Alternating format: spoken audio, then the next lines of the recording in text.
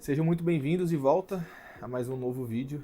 Para quem não me conhece, meu nome é Thiago Jatobá, eu tenho mais de 15 anos de experiência trabalhando com dados. E no vídeo de hoje eu vou responder algumas perguntas que eu recebo com uma certa frequência sobre o contexto de dados, principalmente para quem está tentando ingressar na área ou migrar para a área de dados. Se você é novo aqui no canal, considere se inscrever, está chegando aqui por agora, deixe um like aí já de cara. E até antes de eu ir para o vídeo, qual que é a pergunta que você mais se faz caso esteja dentro desse contexto de tentar entrar na área de dados ou migrar? E já deixa um comentário aí para ver se eu vou responder aqui. Se eu respondi, boa, estou no caminho. Se não, vou pegar essa pergunta sua e aí trago para um próximo vídeo. Boa, vamos para a primeira pergunta aqui. O mercado de dados já vem crescendo há anos, mas agora em 2025, você acha que ainda há espaço para novos profissionais ou o mercado já está saturado? Legal. Essa pergunta é muito boa porque para quem está tentando começar ou migrar, existe essa dúvida. Pô, vale a pena eu tentar? Será que eu vou conseguir uma posição ali e crescer? E a resposta para essa pergunta é sim. O mercado está aquecido para a parte de dados. Na verdade, sempre esteve. Eu trabalho com dados desde 2010, lá quando eu comecei com o meu estágio. E fiz muitos amigos, inclusive, ao longo desse tempo. Conforme eu ia, né, migrando de uma empresa para outra, né, vi estruturas sendo criadas do zero, apoiei na criação de estruturas de dados do zero, no contexto de time. Então, assim, a resposta é sim para essa pergunta, tá? Não está saturado de forma nenhuma. Existe espaço sim para quem quer ingressar. Eu vou desdobrar algumas outras perguntas aqui que eu acho que direcionam o como. Segunda pergunta.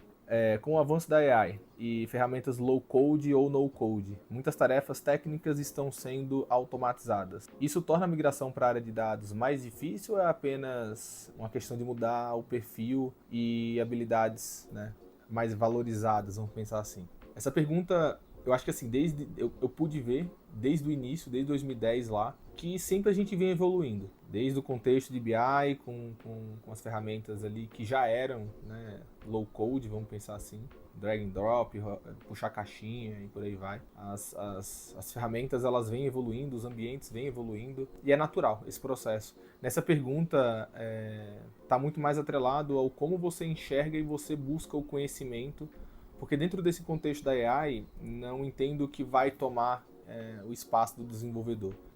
A minha leitura é que tarefas mais repetitivas vai existir uma aceleração, uma melhoria em cima disso. E quando a gente pensa no desenvolvimento, a gente vai conseguir alcançar o nosso time to market aí muito mais rápido, porque o código a gente vai ter ali assistentes próximos ajudando a não travar, vamos pensar assim, nessa parte mais de codificação. E várias plataformas hoje no mercado, elas já têm o contexto ali de inteligência artificial embutida dentro da sua própria plataforma, tá? Um exemplo disso é o próprio Gemini ali, dentro do contexto da Google como um todo, quando você vai trabalhar e você está dentro do contexto de dados ali, você tem o assistente à sua disponibilidade ali, à sua disposição, né? Para te ajudar. A Databricks lá também tem um contexto de AI dentro da criação dos notebooks que acelera, então vai muito mais nessa linha. Terceira pergunta aqui. Para quem está começando agora e quer migrar, quais são os caminhos mais estratégicos? Ainda vale a pena focar em cursos tradicionais ou experiências práticas são mais importantes? Boa. Para quem está começando, acho que nesse viés mais estratégico, eu recomendaria começar com estágio, tá? Por que estágio? Não é se exigido nada ali, né? Vamos pensar assim. É sabido que você está começando a carreira, você tem a aprender. Então é uma boa porta de entrada. Existem alguns programas de formação dentro de algumas consultorias bem conhecidas de mercado no contexto de dados, ou até dentro de grandes empresas também, trazem também esse contexto ali de entendimento que você está começando e te apoia. Então, para mim, esse é um caminho bem estratégico para quem está começando, para quem quer migrar. Tá? Eu tenho até um caso de uma pessoa bem próxima, trabalhou 10 anos como SRE em uma empresa bem grande no Brasil e um belo dia resolveu migrar para a área de dados. Saiu lá do cargo de especialista, de sênior, deu alguns bons passos para trás, se tornou júnior no contexto ali de dados, como engenheiro, e hoje, depois ali de 7 anos, está como arquiteto. Então trouxe toda a bagagem ali de SRE para o contexto de dados. Como gestor na época, eu vi muita vantagem, então isso é um outro ponto para você que quer migrar, né? Se estiver fazendo uma entrevista, se você tiver em tecnologia, eu acho que independente do cargo que você esteja no contexto ali de tecnologia, se você tiver no contexto de redes, segurança, nesse caso, como eu dei o exemplo, SRE, vão existir vantagens e caminhos ou disciplinas específicas ali dentro do contexto de dados que você pode já trazer para a entrevista como sendo uma vantagem.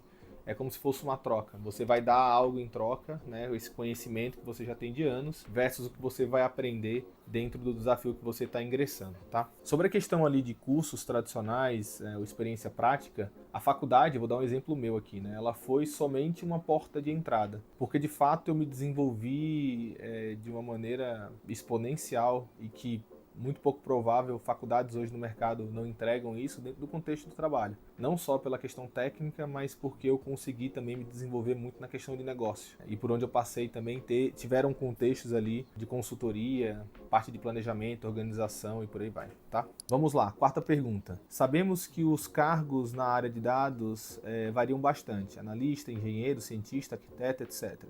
Você vê alguma dessas funções se destacando mais nos próximos anos? Alguma pode perder relevância? Boa. Eu acho que eu vou começar falando sobre a que pode perder relevância no meu ponto de vista aqui, tá? A parte de dashboards, DataVis, não sei se vocês já chegaram a pesquisar.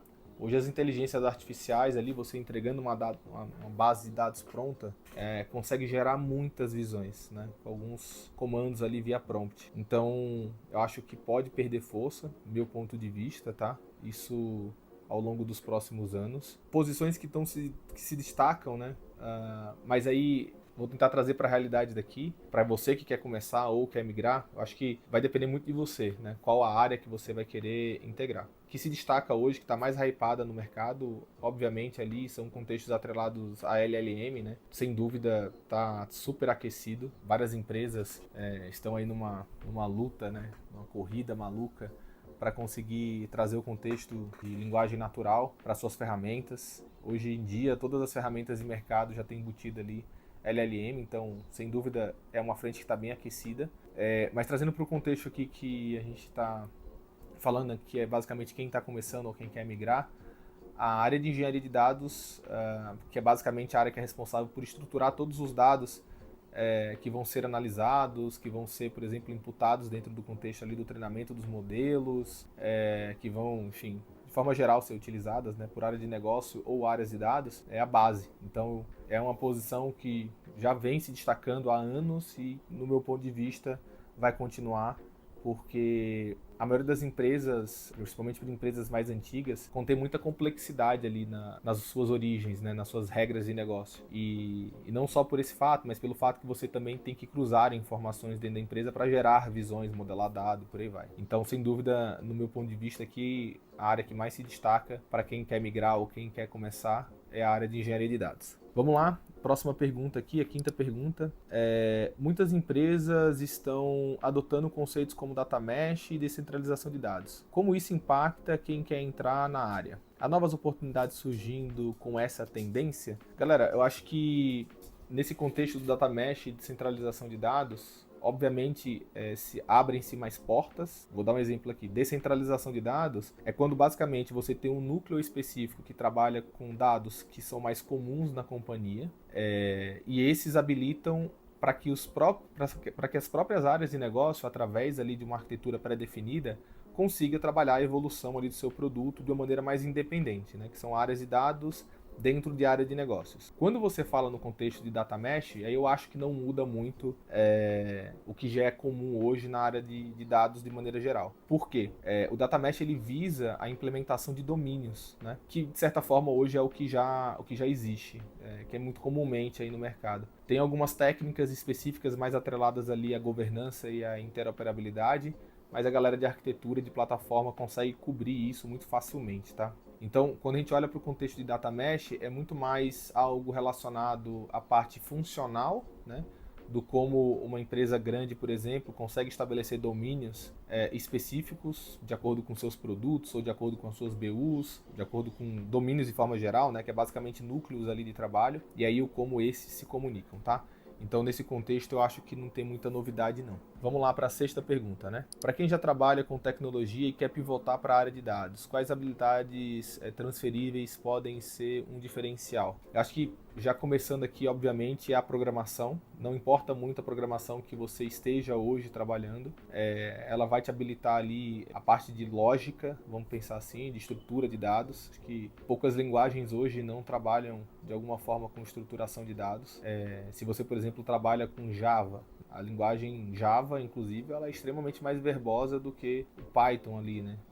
Com PySpark. Então você vai ter, de fato, essa parte da programação como sendo uma das frentes que mais se destaca para quem quer migrar. Mas não só. Se você trabalha, igual o exemplo que eu dei aqui com SRE, né? Você trabalha com a parte mais de infraestrutura, redes, enfim, parte mais de infraestrutura também tem muita oportunidade. E eu gosto de falar e brincar que é mosca branca, né?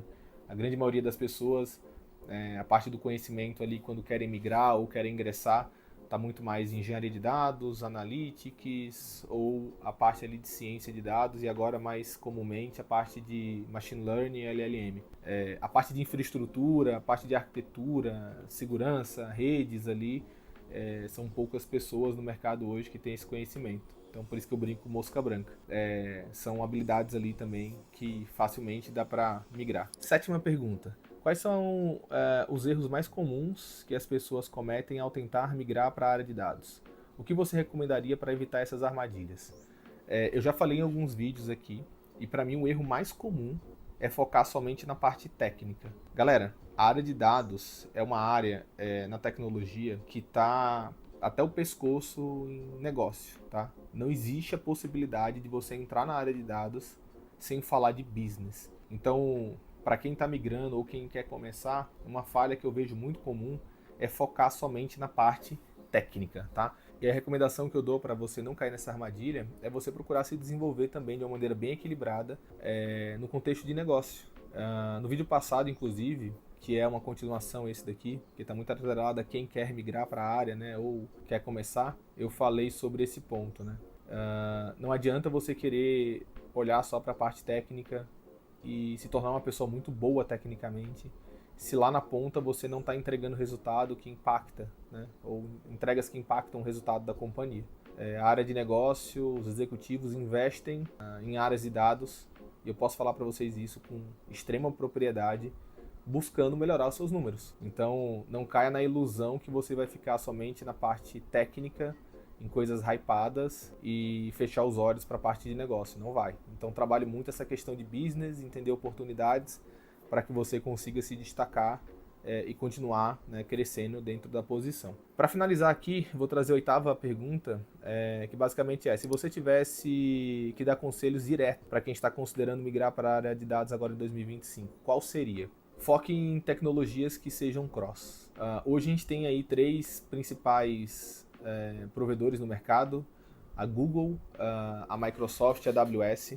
Eles possuem tecnologias nativas para trabalhar com dados, mas existem tecnologias que são cross, que estão dentro do contexto de marketplace dos três provedores.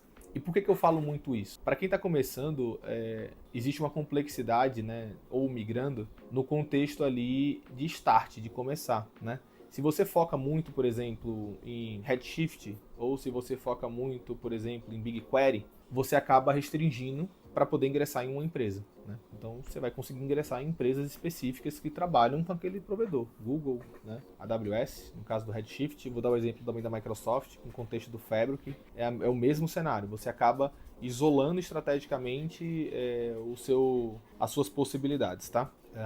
Então foque em tecnologias que são cross, que existem nas três, porque não vai importar na entrevista, obviamente é legal você saber, né, qual que é o provedor, mas o conhecimento que você tem em linguagem de programação, por exemplo, que é cross, no contexto do PySpark, enfim, e algumas outras plataformas aqui, sem entrar muito no detalhe, e obviamente tentando ser o mais direto possível, até atrelado à última resposta aí que eu dei, em relação à última pergunta, foque em business, trabalhe sempre e se desenvolver na questão do business. E para você talvez que já esteja na área e esteja querendo migrar, só para você entender um pouquinho essa realidade aqui, e aí me responde agora, qual que é o NPS da tua empresa? Qual que é? O quanto sua empresa faturou no último quarto, de janeiro até aqui março, por exemplo? Ou como ela fechou o ano passado? Me responde. Quais são as metas para esse ano? Quais são?